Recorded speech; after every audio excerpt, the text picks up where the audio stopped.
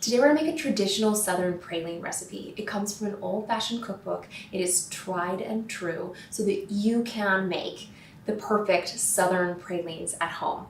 They have a beautiful texture that isn't crystallized. It is soft and a little bit chewy, and then you get the crunch of the pecans and then like all the warming flavors of vanilla and brown sugar, and like everything comes together into the perfect little treat. If you're enjoying this video, be sure to hit the subscribe button below and click the bell icon to be notified every time I post a new and delicious recipe. All right, let's get into it. So, a little more finesse, I suppose, or precision is required here. So what we're gonna do first is we're going to butter the sides of our pot. This is gonna help crystals from forming. It will add a little butter to the dish, which there isn't actually any additional butter in this recipe. Just give it a nice coating, just to really kind of keep those crystals, well, help keep the crystals from forming, at least on the sides of the pot. Now, my pecans are toasted and cooling behind me. You don't have to toast your pecans. I just like that extra little bit of crunch that it adds. Traditionally, I don't believe that they're toasted, but if you want to, you can toast them. So we are gonna add dark brown sugar to our pot, granulated sugar, and then this is dark corn syrup. You could use light if you only have light, that's fine. And then milk. Kind of like with caramel, I just kind of careful where I pour it to try and not splash all of those crystals all out, but I mean, it's a lot of sugar, so it's gonna do what it wants. And then I'm just gonna do a little bit of salt. Just gonna give it a little stir. If you have any lumps in your dark brown sugar, you're gonna wanna break those up. Okay, so we have nicely mixed our, most of our ingredients, to be honest.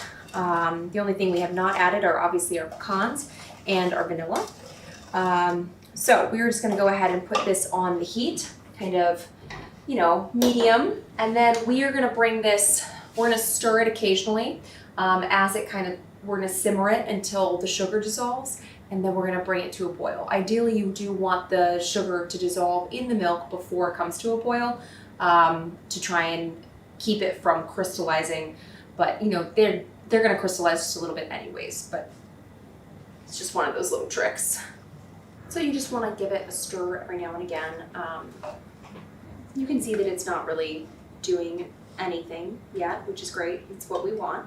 We're just trying to dissolve the sugar crystals in the milk slowly before it comes to a boil.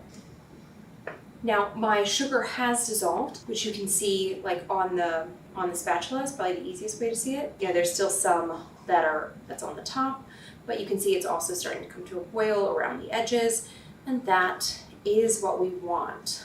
So at this point, I'm not gonna be scraping the edges anytime I'm stirring. I'm not gonna be scraping the edges. I don't want any of those, if crystals did form, I don't want them to be a part of our candy.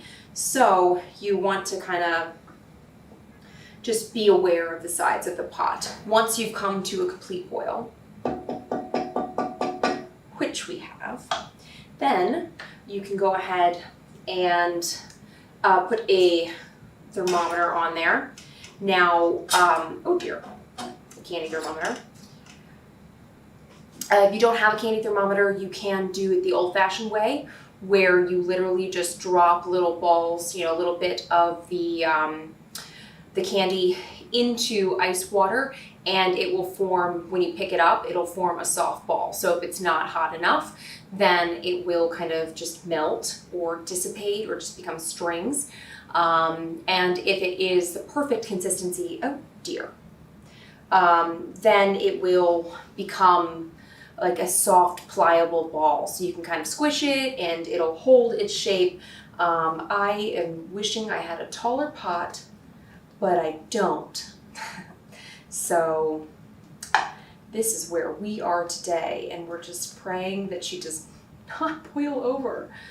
Oh, please don't make me clean my stove. So I've turned it all the way down to low, and you can see that she is boiling very near the top.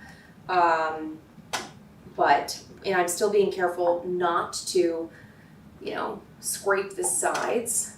Now you don't need to stir this constantly. I'm going to keep a very, very close eye on it, obviously also for the temperature, but because I do not want it to boil over. I don't want to deal with that situation. And so sometimes if it's getting close, you can give it a stir, even remove it from the heat just a moment. It'll kind of come down and you can kind of control it that way. So we just want to kind of keep checking our temperatures. So we are at 220 right now, a little over. And I'm just going to double check my thermometer because it looks like some of the mercury broke. 226. All right. Okay, she's accurate. She's good. Just wanted to double check. You can also, to check your candy thermometers or fry thermometers, you can put it in a pot of boiling water, and obviously it should read 212 Fahrenheit. So we are going to take it to 234, 235, which is a little bit below softball, just because it will continue to rise, and so you don't want to take it above softball. So we're, 240 is technically softball, but we're going to take it off a little bit before because we want to make sure that we have, it doesn't go over softball. So you can see that it is starting to get a little bit, darker. You can see that the bubbles have kind of dissipated. You can see it's hanging out at 230. It's getting to that point where it's going to just skyrocket, right? So it chills around 230, and then all of a sudden you're like, it's off to the races. So you want to watch for that point. You don't want to get complacent. You don't want to be, thinking about other things or, whatever else has to happen today. You want to be thinking about your candy and focus.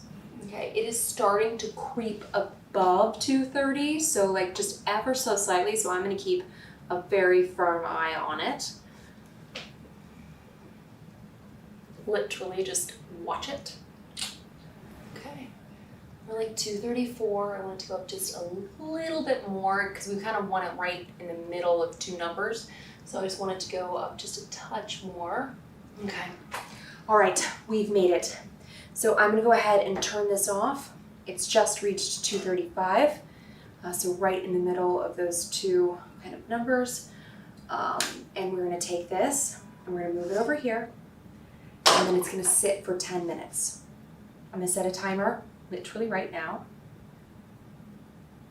10 minutes. And then we'll come back and we'll start the real work.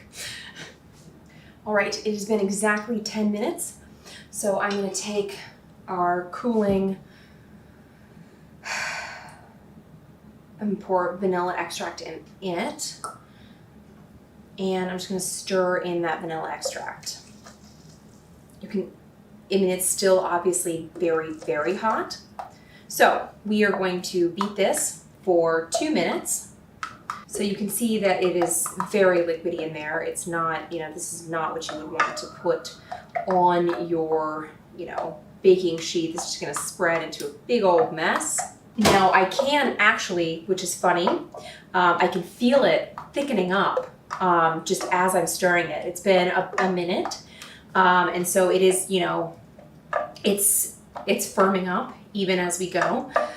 So as it's cooling, obviously, but also the agitation, like, the molasses, the dark brown sugar, it's a bit caramelized from its trip in the pan. And, you've got the vanilla, and it's just so nice. Okay. All right. It has been 2 minutes. So what I'm going to do is I'm going to pour in our pecans. And then I'm going to continue to beat this until it loses its gloss. So it's still going to be, liquidy, if you will, but it's not quite like fudge, right? This is not quite that situation, which is, well, that's epic. Drop my recipe below for you if you really wanna,